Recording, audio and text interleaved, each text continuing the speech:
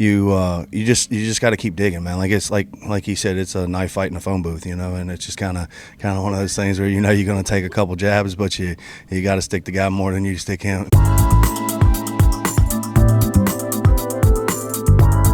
At Hagan, I've got video of the celebration after your win, and I'm trying to find Tony Stewart, your freaking owner.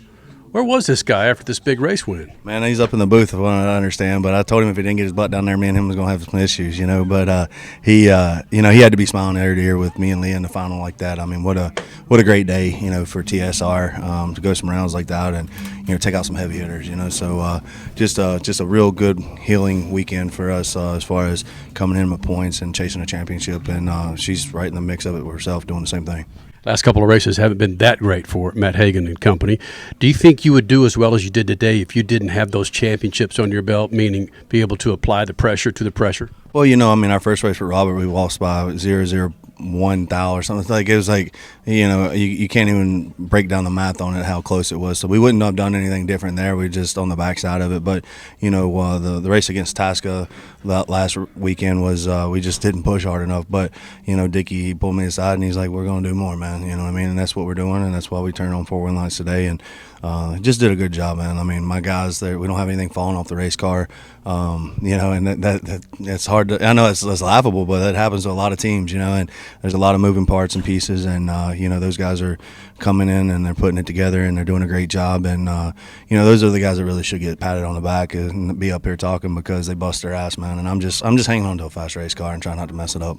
You served the funny car field notice this weekend. The parity in this class, in this championship, is crazy. So what changes now between you and your team, you and your guys, and you in the field? Yeah, Dallas has been good to me, so I've won it a few times, and I don't know if it's just the country hicks out of me or what, but it just always treats me well, and it's like anything, you got to go down there, and we still have to be aggressive, and we have to be motivated to turn on the lights, but you just got to keep digging, man. Like it's like he said, it's a knife fight in a phone booth, and it's just kind of one of those things where you're going to take a couple jabs, but you got to stick the guy more than you stick him, you know what I mean? So it's tough, man. I mean, we're realistically putting on gloves and going out there fighting for our life, because it's, nobody remembers that you won 4 races. They remember the champion at the end of the year. So, that's just the way I look at it, and that's the way we got to go out here and approach it. So you're essentially saying that you're Superman coming out of the phone booth. That's going to be you by the end of the season. That's the plan anyway, I'm hoping to bring a bigger knife, So you start the season as Hulk, and then you end the season as Superman. I'll take it 100%.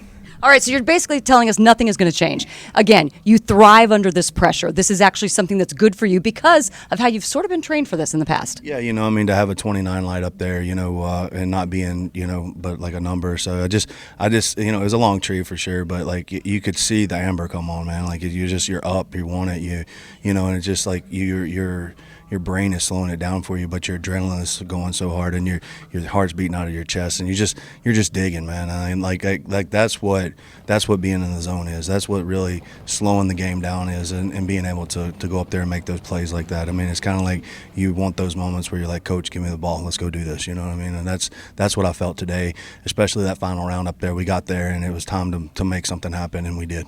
You watch your teammate in the finals go down. How does that affect your driving, or can you compartmentalize what just happened to your teammate when you step up to the lights? No, because you don't really know what happened up there. You don't know what the lights were. You don't know if it had a hole out. You don't know anything. You just know that the wind light didn't come on over there. And but they had a great weekend. Leah did a great job behind the wheel. She took out a bunch of heavy hitters, and she's just doing a great job, man. She's coming around as a driver. I think with Tony, being there to support her and do kind of lift her up and promote her, and we all need those pats on the back. You know what I mean? I don't care who you are, and it's good to get those, especially when sometimes that you're struggling. So I think that she has a great support system around her, and she's becoming a better driver because of it. And so really proud of her, and it's one of those things where my guys, man, like I don't want to let them down. That's my support system.